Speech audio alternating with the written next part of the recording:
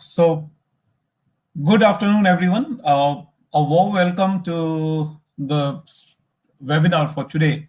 I mean, I just put this as Industry 4.0 because there are so many benefits which we'll be talking about, and we'll be talking about how to implement, how to find out what is there in Industry 4.0 for us, for any particular industry, right?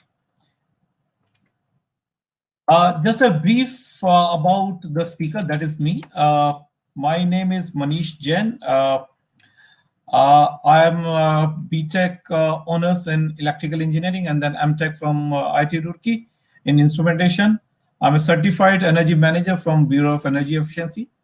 Digitalization is my passion, and Industry 4.0 and double IoT is what I'm working for. And so far, I've found three entrepreneur validated systems, PM Electronics, and Power Profit Technologies. So previously, before starting my entrepreneurship, I worked for ABB, Infosys, Infineon, and Raymarine. All were in different domain. So ABB was in industrial automation and power automation. Infosys was purely a software. Infineon was on the chip manufacturing of which is being used in mostly in automotives, and Raymarine was in marine navigation. So globally, I worked in countries like Germany, Sweden, and England, and of course now in India. So before we start, I mean, I just got this quote this morning only, so I just thought to share with all of you. I mean, in this difficult time, I mean, it's very helpful to understand. I mean, we may be facing so many challenges, so many boundaries are created, right? But our mind is still infinite. I mean, we can still think as much as we want, right? I mean, mind is not stopping you, and the direction to which, I mean, we have to think.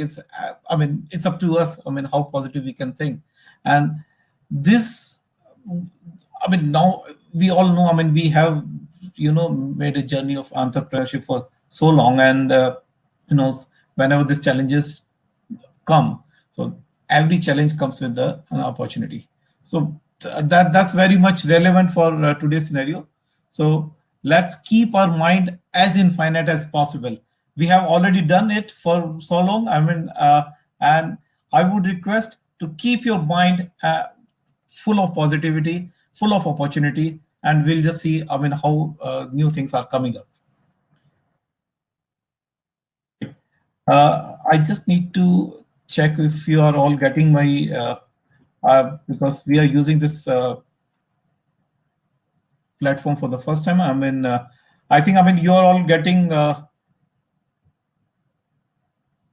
presentation, right? Okay.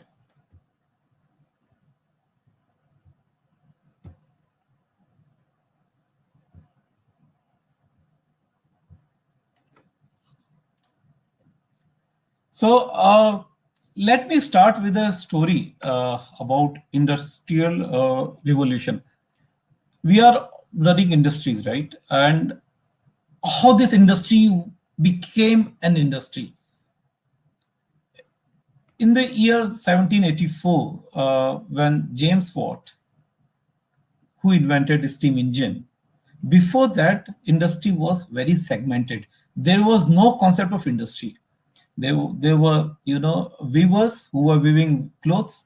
There were shoemakers who were making shoes, potters who were making potteries. So these were all distributed things. Then Mr. James Watt came in and he invented steam engine. The beauty of a steam engine was that it could transfer your energy, I mean, from coal to steam, and steam was very powerful. That's what he invented. I mean, we have all read this story in maybe class second or third or whatever. So and this steam was very powerful in order to rotate any machine, or I mean, to automate, to move any mechanism. So when he invented, So people started thinking that how we can make use of or use of this one for manufacturing various things. So it started with steam power, and then weaving of loom. I mean, weave looms were used. So people started manufacturing, clothes and textile. It was the revolution in that time, and until 1870, steam power has been used heavily in manufacturing various things. But still, there was one gap that it was for bulk manufacturing, for example, cloth or steel or many, I mean, it was still not for customized product. So still many of the things which were, I mean, it was dependent on manual labor.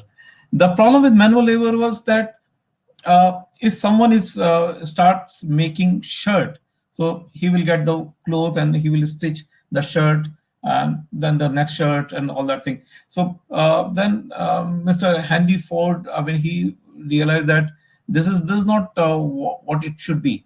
So the concept of assembly line was introduced in that time. This electrical energy came in, which was easily transportable, much easier than the steam, because for steam it has to be produced locally.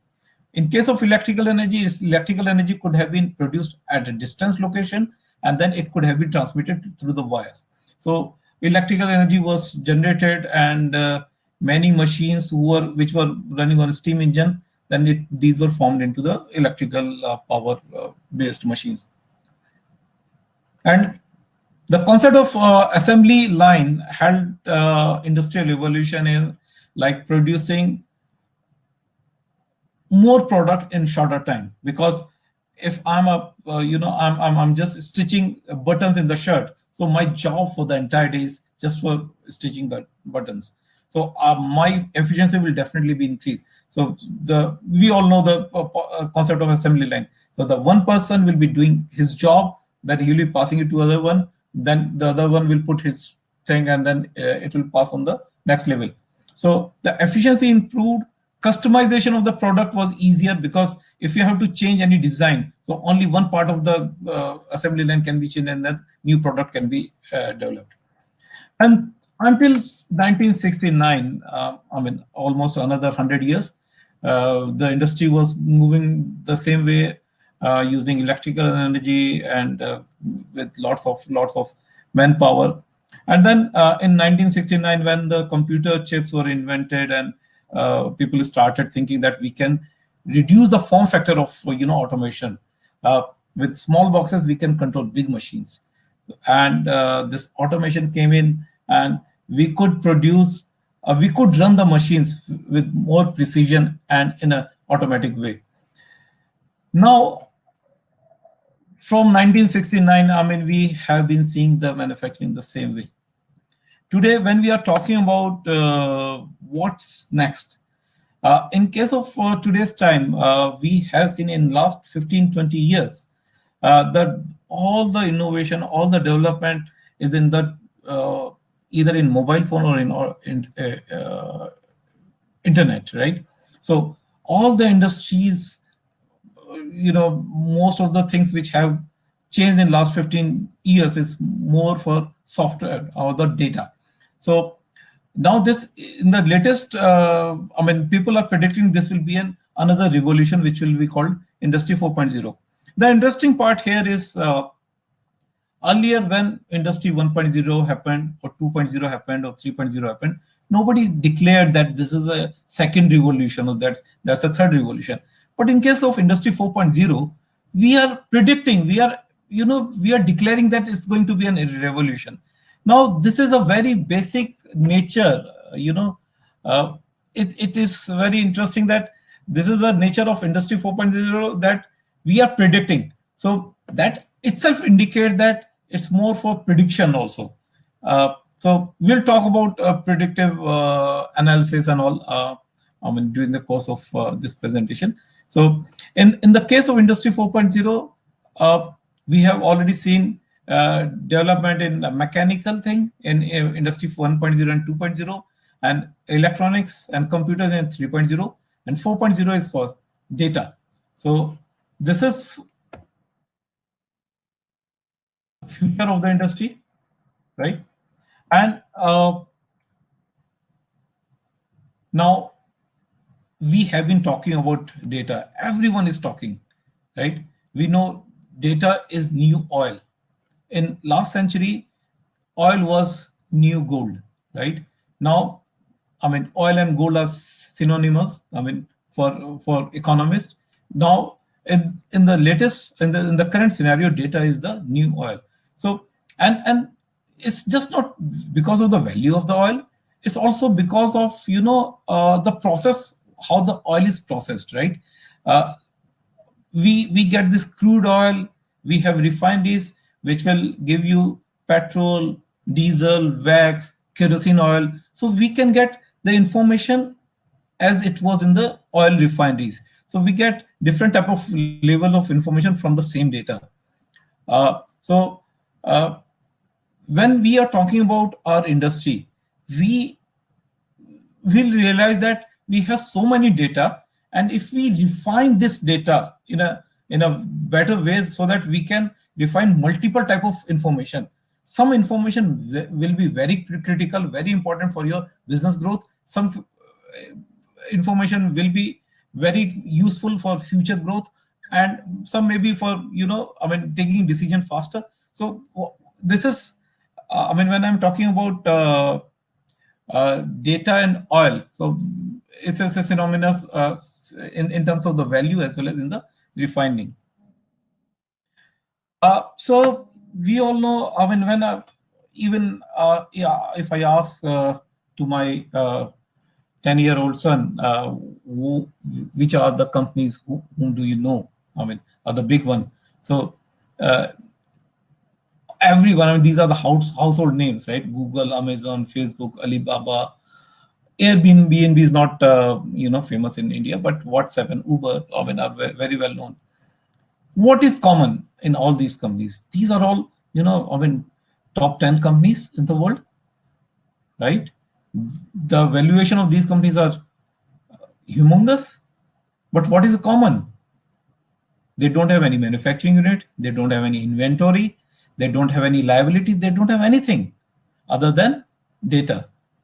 Now, if they could build such a big empire, do you think that, I mean, you can also build some value out of the data? Think about it. So if Facebook could be a $50 billion company, or I don't know, I mean, the current valuation, maybe $100 billion company, or Google could be a $3 trillion company just because of data. Of course, I mean, these are backed up by technology, but they have banked completely on data. And that's how they are now, big companies. Why? Because they predicted the future, they worked for it, and they started using it. So data, I mean, with the with the changing times, we are facing new challenges, and data is one of the latest tools which we are having. In the current scenario, there is no doubt the biggest challenge as of now is COVID-19. We all are, I mean, the entire world is suffering because of this small virus. And you know what is the biggest tool which we are using? Again, data. Every country, every scientist, every politician, they are talking about flattening the curve. Have you heard about this terminology any time in past? कि हमारा जब ये curve flat हो जाएगा, that means we can start the factories. What does it mean? Flattening the curve based on the data. So the statistics, the data which they are gathering, is just not for flattening the curve or the reduction of the cases, but it's also the localized data. We are getting localized data. We are defining these are the red zone, these are the orange zones, and these are the green zones. How? Based on the data. And this is very helpful.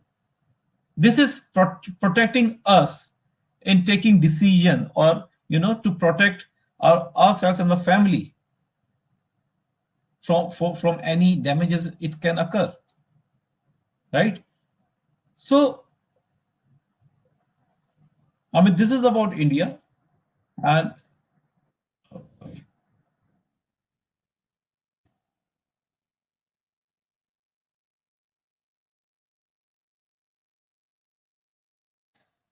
same is the case with the world. This is a page which I took from WHO site. What it is showing in the WHO site, or many, there are some 20 sites which are just showing the different graphics. Apart from, of course, I mean, WHO is publishing some chemical information. Apart from that, it is just publishing the data, right? So why I'm talking about all these things? I mean, it was just to set a context that if we have to move fast and further in the current scenario, we have to embrace the data. Or I mean, our approach should be at least data driven. We should start thinking, at least at this, when we will just finish this webinar, we should promise ourselves that after that we'll at least start thinking in terms of data for any process. Please, please, please, please start using the data.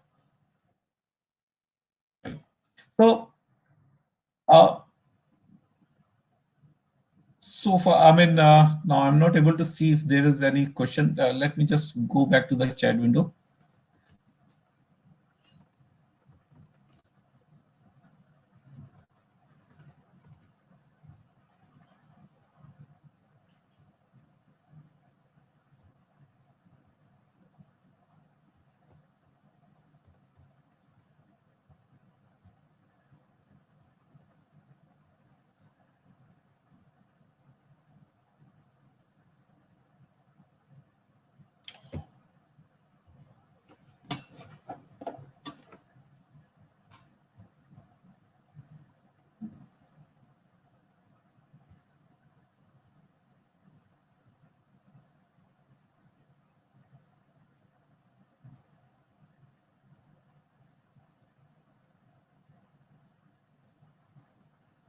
Right.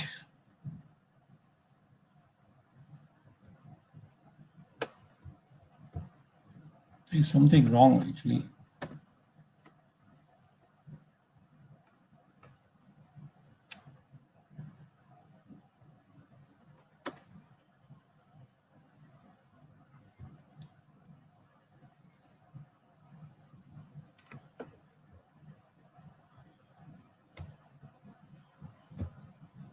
Right. Okay. So there is a question. What is the distinction between 3.0 and 4.0? Mr. Suresh Kumar.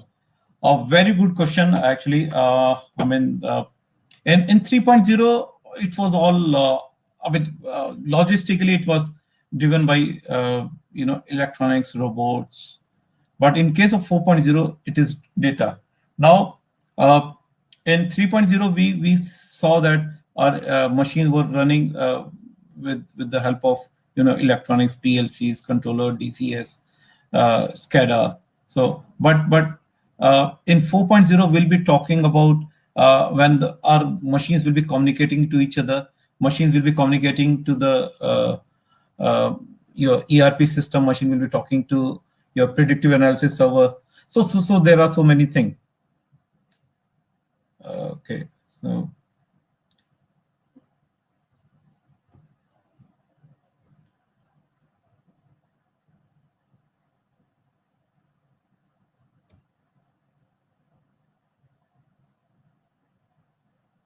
and there is one question. Data, if not captured, inaccuracy could lead to misinterpretation. Absolutely. We'll be talking about this inaccuracy of data, how we are capturing. And there is one question, how will Industry 4.0 help Tier 1? We'll be taking this question because we'll be talking about this industrial processes, how this will be helpful. So let me just go through the. Mr. Ashish says that nothing is coming. Ashish, I mean, I just stopped sharing the screen, so because I just wanted to take the questions.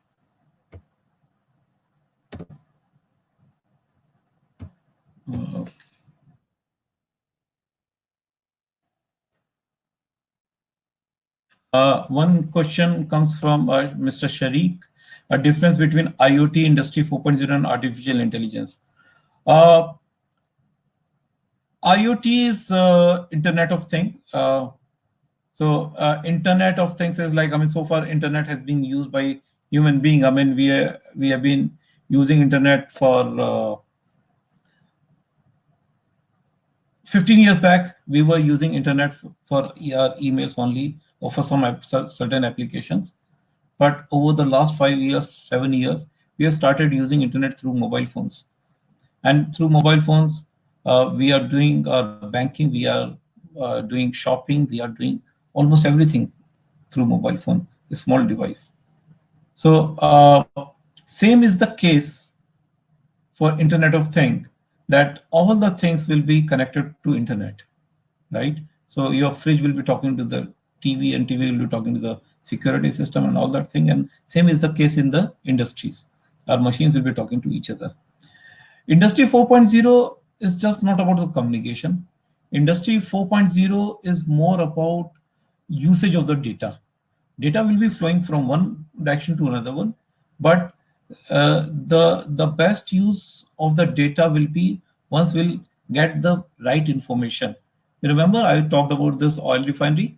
So data is flowing from your machines. Machine is consuming energy. The energy data is there. Production data is there. But once you correlate these two data, you will get your specific energy consumption, which is helpful, not just for energy conservation, but also for understanding the health of your system, health of your machine. And if you integrate certain data like vibration or lubrication level, so you can get more information, and you can increase your productivity, reduce the breakdown, downtime, right?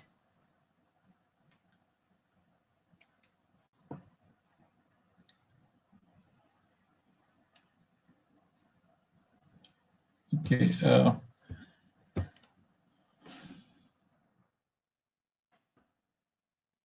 Right. Okay. So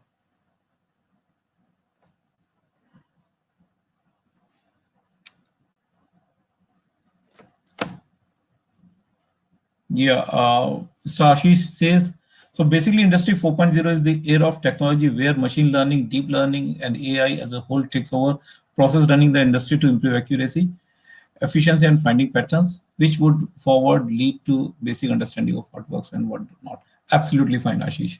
You're right. So this is uh, I mean, I don't want to name the technology per se, because the moment we say technologies, particular technology, so it will restrict. Industry 4.0 talks about the concept, and we are talking about artificial intelligence, machine learning, uh, blockchain, and all that thing.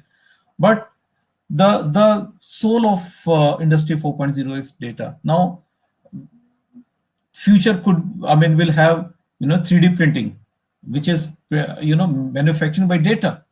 You just design, you just put your design, you'll get the product, right? And augmented reality, you will create a virtual environment, and you will be maintaining your machine right from the from desktop. You don't need to go to the client place. So so there are, I mean, if I say these technology, of course these are the tools, but these tools are ever evolving. But today's webinars theme, and the requirement for today's webinar is that when will the one takeaway which I want everyone to take it from here is, start putting your mind effort in a direction how we can use data in our own process. One example I would like to just give you, although it's not Industry 4.0, but I saw one of the vegetable vendor. He smartly uh, started giving services that I can deliver your vegetable. You have to just WhatsApp me the vegetables you want. So all the housewives or the house ladies or even men for that matter, like if they have to order, it's the easiest way. Instead of calling and telling the quantity and the vegetable name, so everything, if we are sending it by by data or by text, it will be well recorded. There won't be any confusion, and it will be delivered, and you can just recheck how intelligent it is. Now, if he could go one step ahead, if he can, analyze that data, like this particular person eats potatoes more or tomatoes more, or during weekends they are purchasing this thing, so he can play some offers, or like some kind of if some prices are going down, or he can just provide some kind of offer. So there are various, even the small WhatsApp thing, it started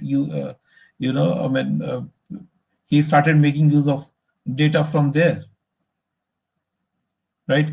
From one side we have seen that the vegetable vendor was making use of these technologies. On the other side, we are seeing the world is fighting with COVID using the same technology, the same concept.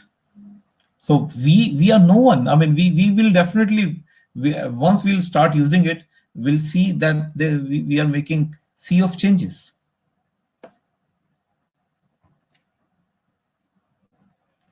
Mr. Hariom Pandey, he asked, like, Industry 4.0 revolution started from today. Yeah, it's a very controversial question, that when was it started. People have started using it 5 years back. People are still started using it, but I'm just concerned about myself. When I'm going to start. So the date I am starting, for me, the revolution is started from that side, that day, because I don't want to fall in behind the curve or the ahead of the curve. I would like to be ahead of the curve, definitely. Could you touch upon the prerequisite should be in place to make the switch to 4.0? Yeah, we'll be touching because that's a big topic, Mr. Suresh. If time permit, we'll definitely touch base on this. But if required, we can schedule another session for that.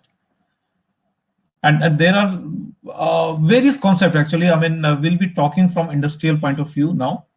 How industries are structured, and what are the challenges of industries, how we can make use of Industry 4.0 for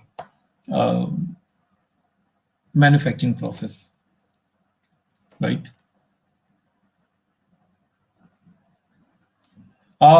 We have talked that data is new oil. How to identify right data? कैसे करना है data को? कौन सा data collect करना है? What makes qualification criteria for data, right? Is the process has hidden data? So what we have to do is, we have to first of all segregate each and every process, be it maintenance, be it production, quality, or dispatch, warehousing, anything. Just segregate your process and see if there is any hidden data in that. For that, one clue is that do we have any serviceable element? Because when we start putting some, when we don't put any effort, we feel that production mein to it's very difficult to get data, I mean in terms of manufacturing sector, but it is more about services, like all of big names, or Amazon, Flipkart, they're all services type of companies. So for them that is very easy. But in current scenario we all know that, sorry, without service no industry can survive. So definitely we have a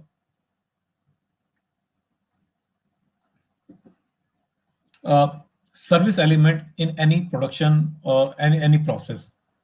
Segregate that first, right, and see what all data is there in the service thing. So once we have that one, and then after that we can start looking into our actual process.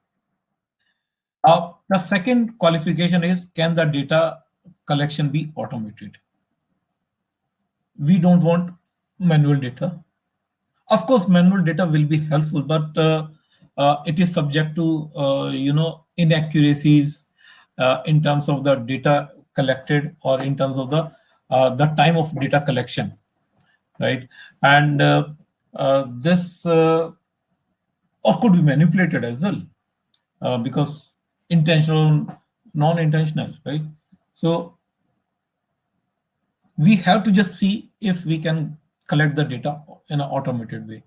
This will be helpful for us to bank on, because we are going to depend on this data. So accuracy is the paramount requirement. Is the data collection in real time? Why is it important? Data collection could be of two types. One is the bulk data. You get data over the period of 7 days, 30 days, then analyze. For example, most of financial data, they start analyzing data annually, quarterly, or best would be monthly, right? But that will be like, when will you take the corrective action then? In case of financial, I don't know. You may take corrective action for future, you can use it for planning. But that is not the case for industries, for the manufacturing. It has to be in real time so that I can take decisions right now for tomorrow or for today, right? So I need to have real time data, because we all have very volatile memory. If I ask anyone, like what you had in yesterday's dinner, you will start scratching your head. We don't remember. How will we remember after 7 days or 10 days or 15 days what has happened, right? So it has to be in real time. Once we are collecting data in real time, we can analyze data on the fly. So the fourth qualification is the data behavior repeatable? It's a good candidate for predictive analysis. So when I'm talking about repeatability, it's not always in scientific terms we call it as linear data. So if there are so randomness, definitely it will not be that much useful as the linear data. This will help us in predicting the breakdown of your machine, or the losses which may get which may be occurred in down the line, right? So and one behavior I would like to say is that in first glance we will see that the data is kind of random, right? If I'm just seeing the temperature of my machine when it is running, I may see that it's random. In summer it gets heated and the temperature is more, but still there is no breakdown. But in winters, the same heat, the same temperature of machine may result into breakdown. But then if I insert another data, that is weather information, then this will be a bit linear. So we have to just find out the data or the dependency of parameters by which we can regress the data and analyze it for prediction.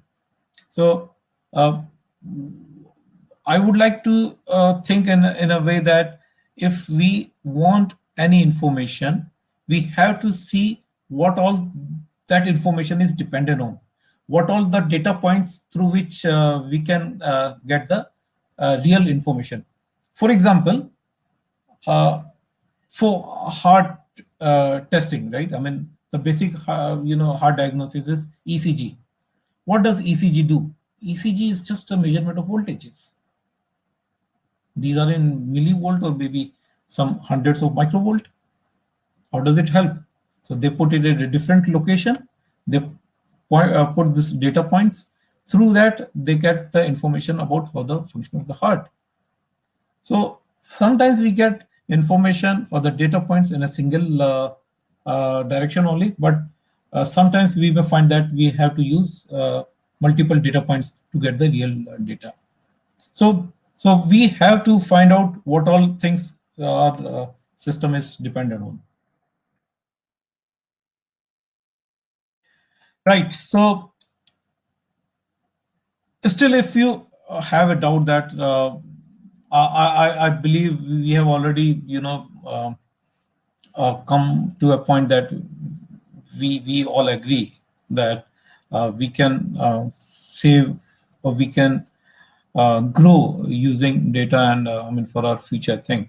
But I would like to just give you one. I mean, this is just for the current scenario. I mean, once this current scenario will be over, then the industry will be as usual, and by that time we'll be in the growth part, and we can grow like never, right? So this is I mean, I just want to give you another perspective. So this is a graph between the cost and the revenue. If we have increased the cost and the revenues decreased, so that's a loss. I mean, of course, there is no brainer required. And if we are increasing the cost and the revenue is not increased as much as the cost is, so that's another loss. I mean, we see that revenues are increased, but at the same time, cost is also increased. And at the time when cost is reduced, but revenues reduce further, I mean, more than the cost reduction. So that is another loss, right? This area. Now there is a scenario when the cost is increased, but revenues increased much faster.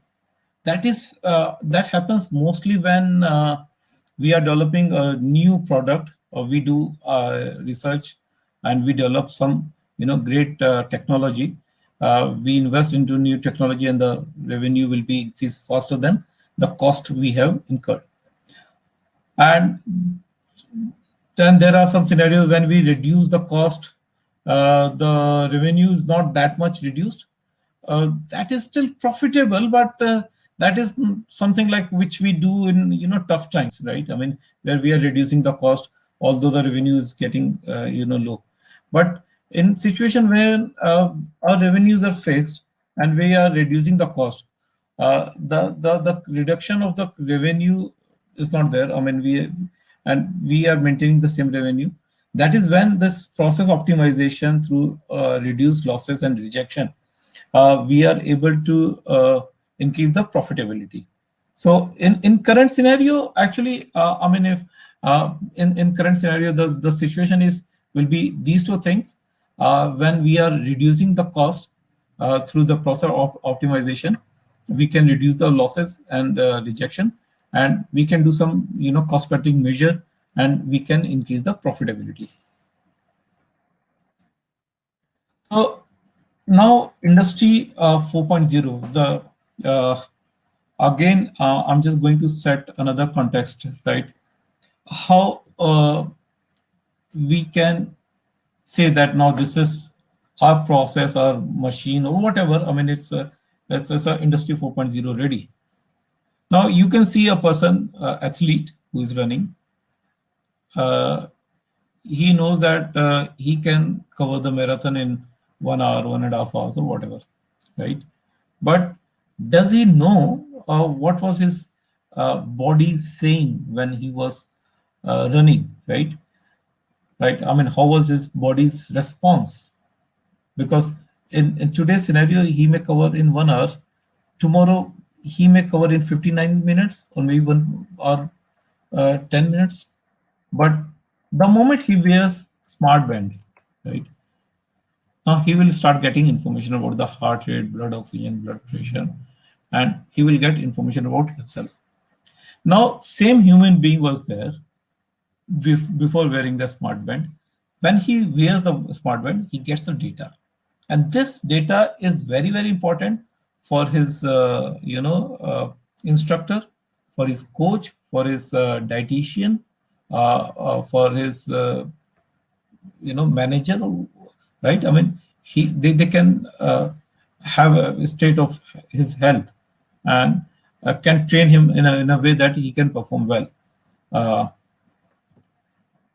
Same is the case with machines. Machines are producing the product. For example, here we are showing some injection molding machines. They are just producing bottles, steering, whatever. I mean, they are just producing. But the moment we put some sensor, it will start telling us the health of the machine, production rate, breakdown information, power consumption, expected delivery, total wastage. So many information we can get it from the machine, which can be used for the predictive as well as the current analysis, right? So in industry, there are the departments are basic. I mean, I'm just talking to a very 500-foot view that in a industrial plant we see production, maintenance, and engineering department and quality.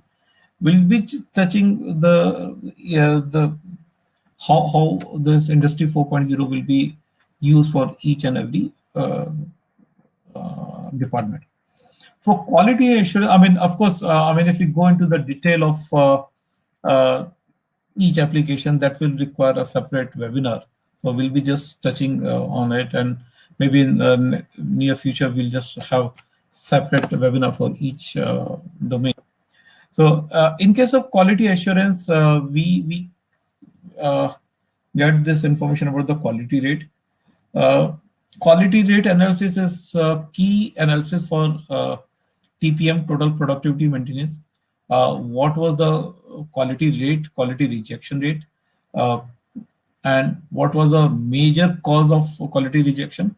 So, and for which product, which was the major quality rejection rate, right? So once we'll have all that data with us, we can reduce the quality rejection by improving the process. Traceability is another big term. I mean, is being used in automotive sector, but although I mean not thoroughly it's being used so far, but traceability is very important.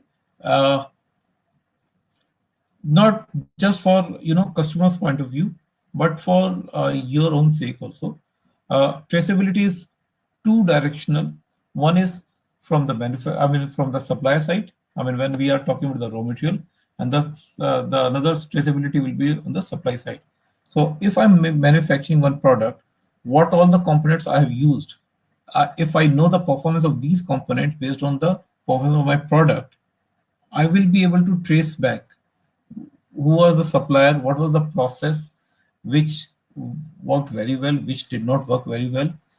Especially for new product, we need to know the this process information, the response of this process information. These are very critical.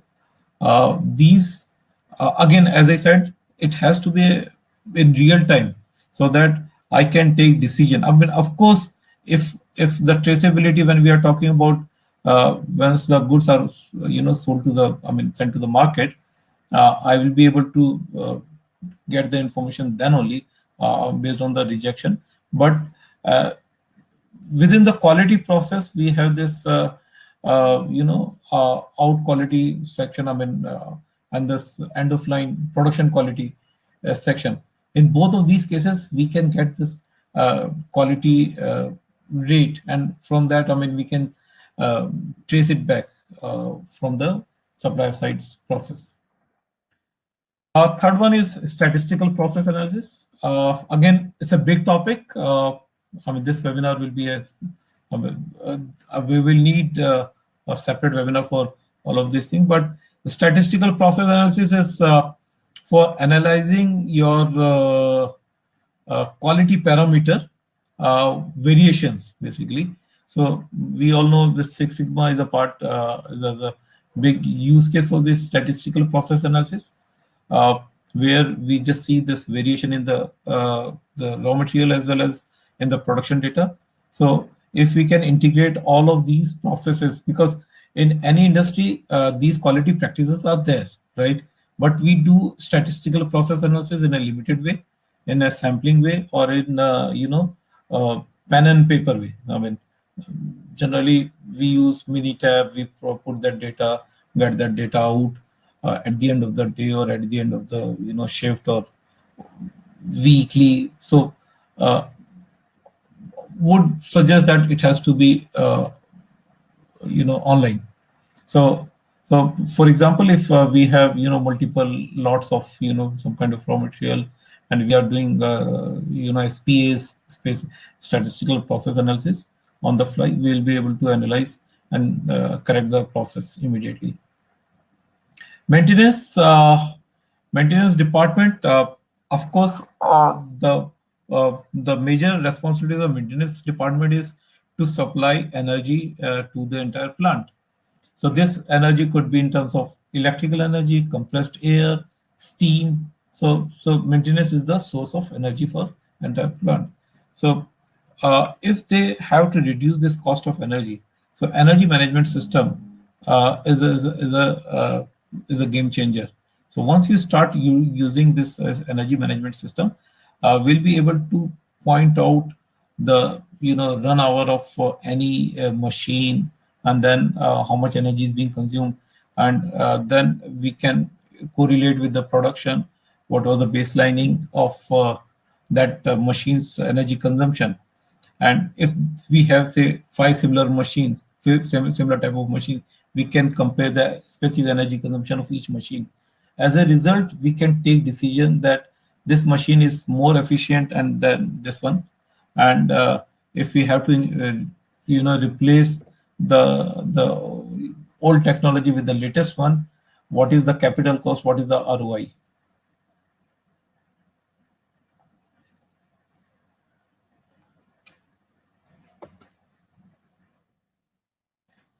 MTBF, MTTR, mean time before failure and mean time to repair. That is, I mean, I don't think, I need to explain it here. These are the information where the performance of the maintenance team and the maintenance process can be analyzed.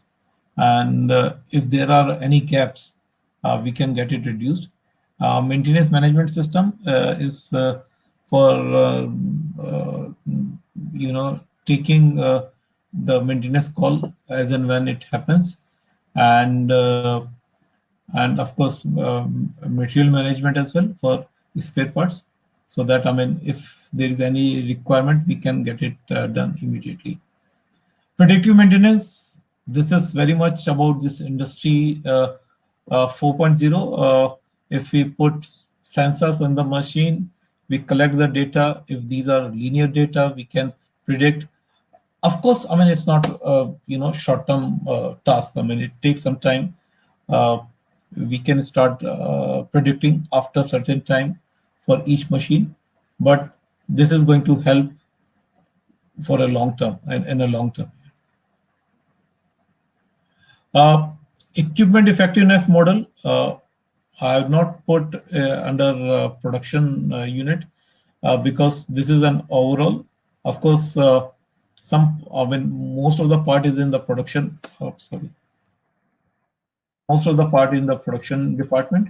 So for how long the machine was available, what has been the performance rate of the machine, and quality is anyway, what type of rejections are there.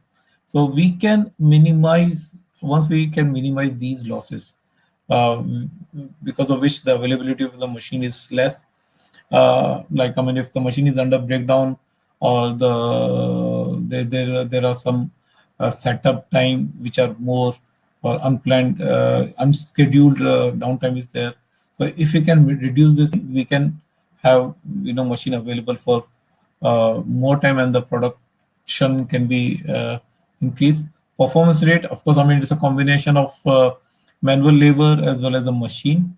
So if there are some changes done in the machine through some setting, or like, I mean, intentionally, or because of some problem in the product, so we can get that to that point, and we can get it optimized.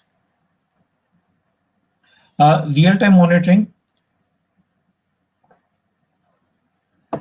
Uh, we'll just take a 2 minutes break, so that, I mean, let me just check if there were any questions.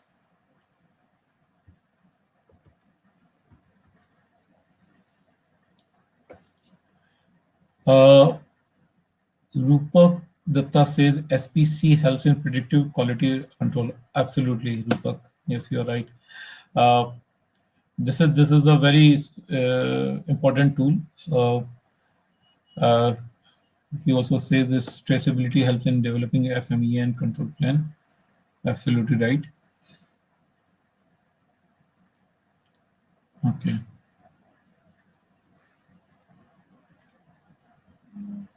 Please do let me know if you have any questions so far.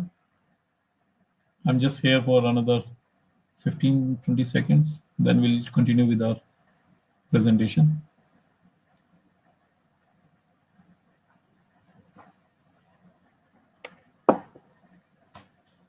Right.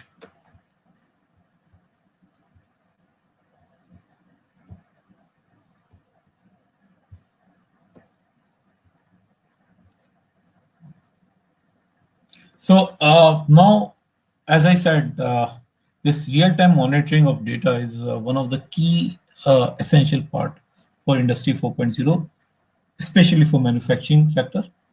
Uh, why? I mean, we have already talked about why this real-time monitoring is required, because we have to take decision very fast. Otherwise, we cannot correlate with it with the situation what it was.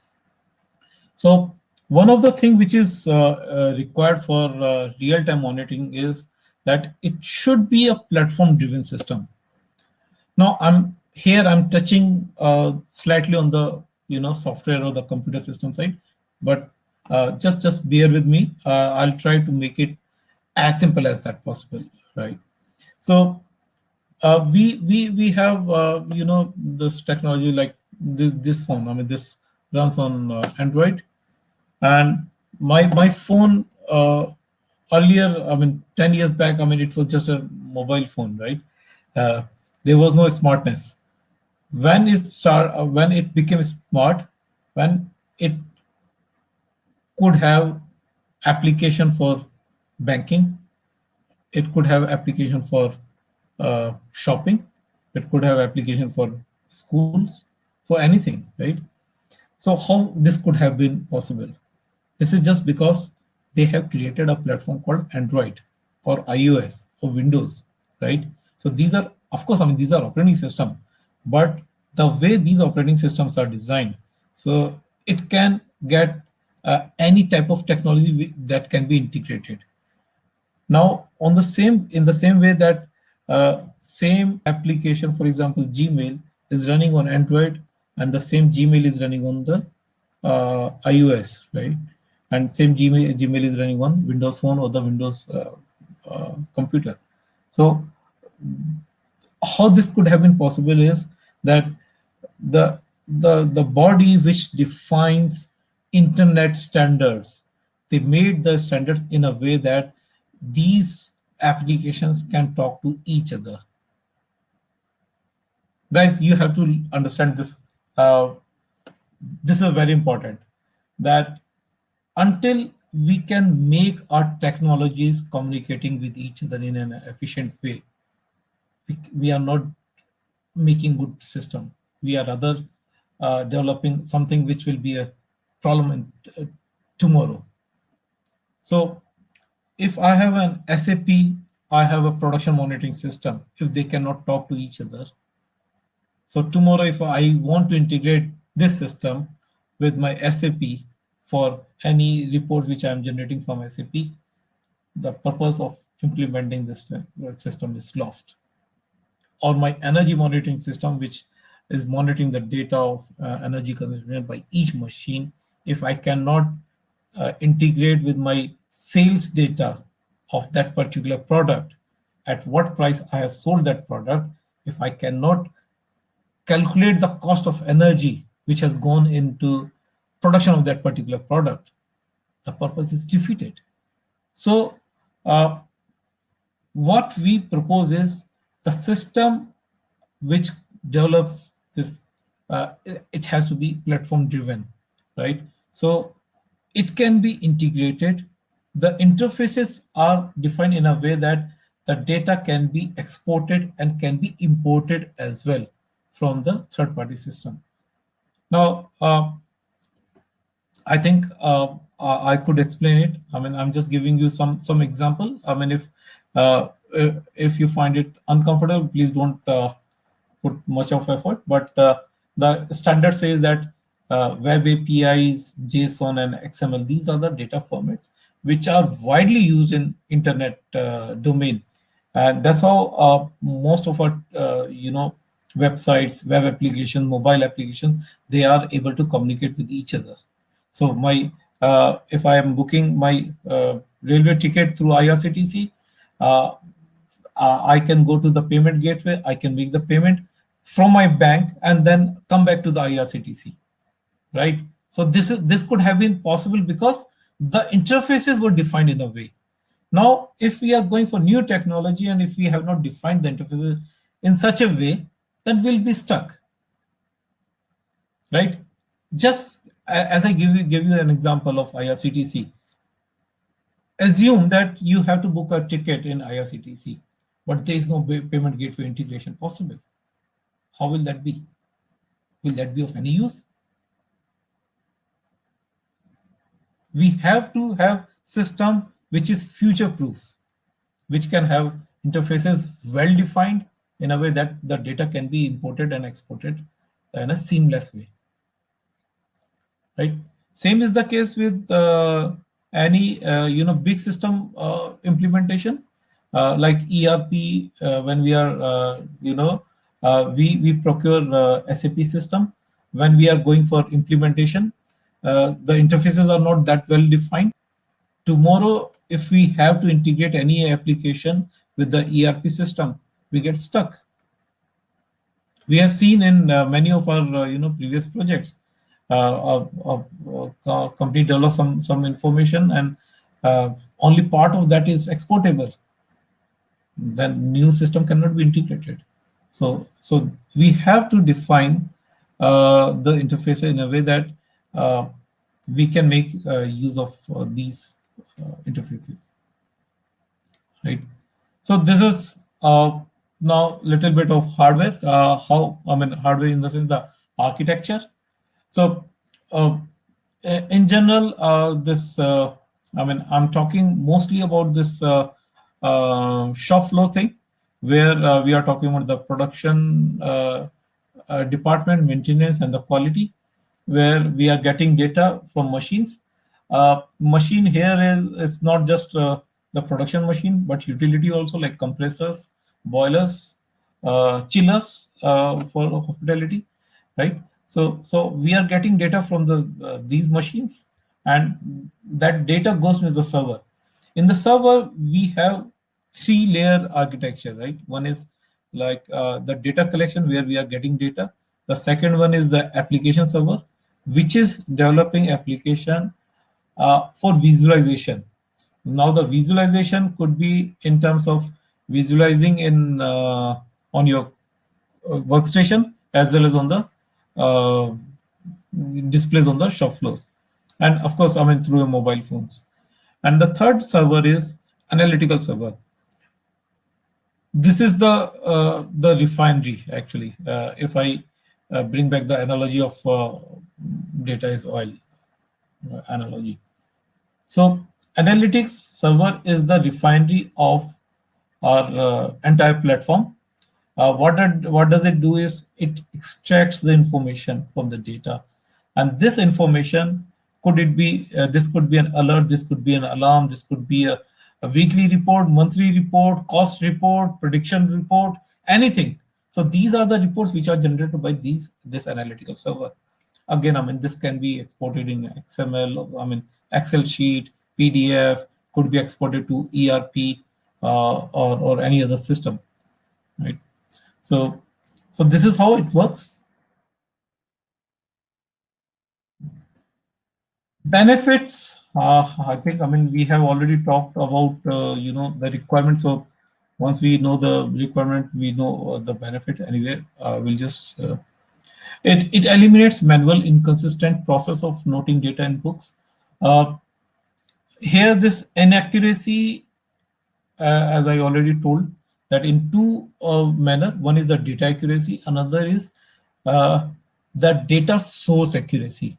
When I'm talking about the data source, it's not about the machine or the energy meter or any other sensor. It's also the source of data at which the data is taken, right? So if I have taken, the timestamp is very critical. So when I'm getting data, the timestamp of that particular time, along with the data information and the source of information, these three things have to be consistent. So it eliminates all of these errors. So no matter how manually you are recording the data, you may be recording the data in a way that the data recorded is right, the source is right, but the timestamp may not be right. So that will, defeat the purpose. Cloud accessibility, of course, I mean, cloud is one of the option. We can have it on premise. The cloud is helpful when you want to access information from anywhere, anytime.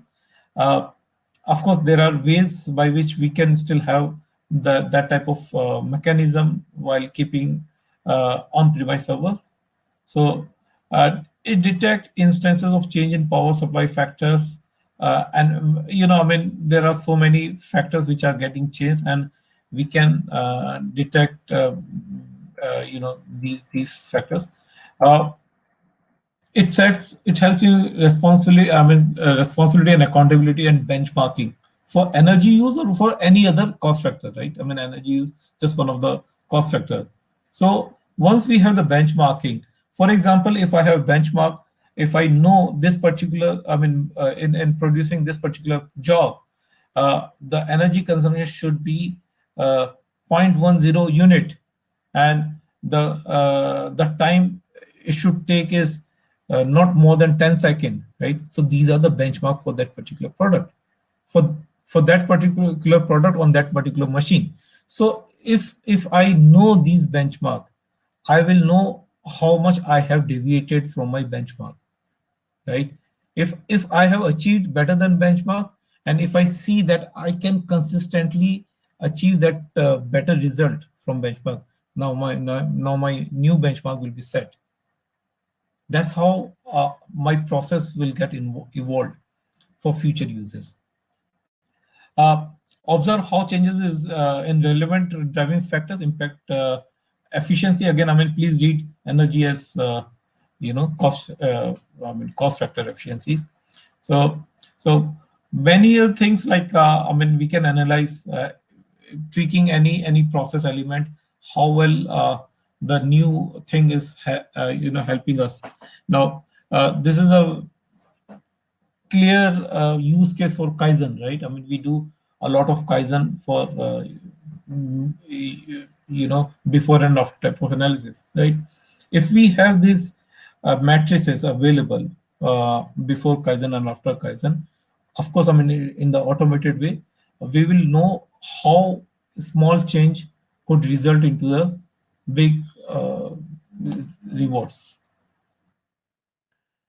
I mean, again, artificial intelligence will help in predictive maintenance. Before any breakdown, you can predict, or before any failure or the quality deterioration in the process, we can predict that the quality of the product will be of not good quality, right? So we can predict all that information. So manage energy consumption rather than accepting as a fixed cost. So we'll know that in case of while using these data, so we will know that these are not. I mean, first of all, that our mindset will be changed that this we don't have to live with this inefficiency in these things. So we can come up with some corrective actions. Uh, so one last thing, I mean, just apart from these solutions, we do provide Industry 4.0 solutions. For that, the process is like we do study the process, what all the data points which can be monitored to improve the process, the tools which are more suitable for that particular process, how we can make best use of the tools, right? And apart from that, we also offer solutions in high speed machine solutions for winding and tipping processes. These are used for uh, you know for transformers and motors, and nowadays this BLDC machines. Uh, Precise robotic solution for liquid dispensing. We do provide robotic solutions where this liquid dispensing can be automated in a precise ways. Similarly, like robotic soldering solutions, and we have different type of soldering solutions. And automated test setup. If we want to have uh, uh, get our end of line product tested or in between also, so we do provide automated test setup. So these are our offerings, and we have started retrofitting of the old machines with the latest technology. So in I mean, if you come up with some like, I mean, if you have imported some machine and if you are finding that you cannot use it for certain reason, right, because of the controller is old or the controller is broken down and the company is not supporting, we do support, we do retrofit with the latest tools and technologies. So we do provide that service. Thank you. So any question, I'm happy to take.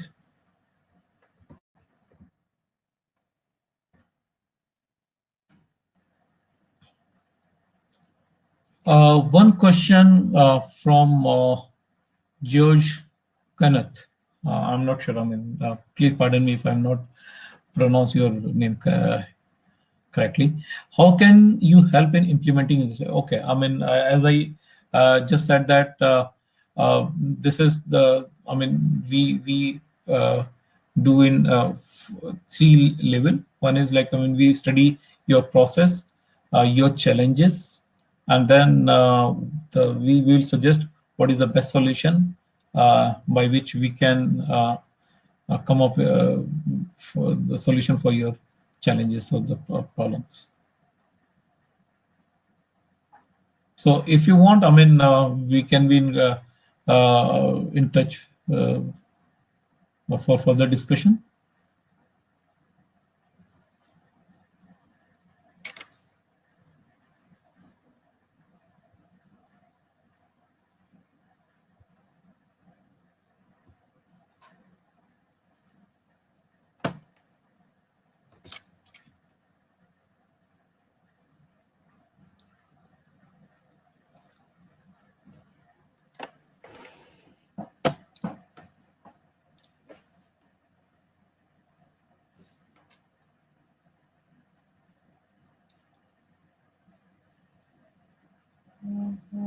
Is there any other question? Or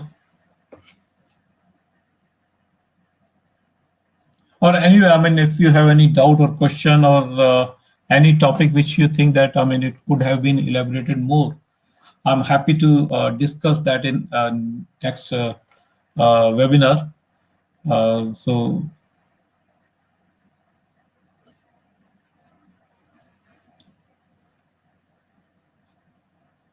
Thanks, everyone. Thanks for your time. Please share your feedback, and if any information, I mean, if you want us in more detail to share, I mean, we are happy to do that. And if you want any particular webinar or any technology session for your team or for entire, I mean, we are happy to do that. Thanks a lot. Thank you so much.